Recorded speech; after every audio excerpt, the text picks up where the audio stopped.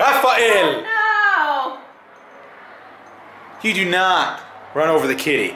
In timeout. No. no. Kitty. Now.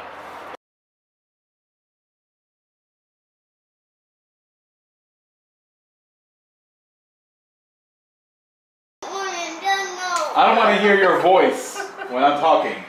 You be quiet now. Can you imagine the 3-year-old having a dad talk to him like that? Can you imagine his side? He must be terrified. Terrified!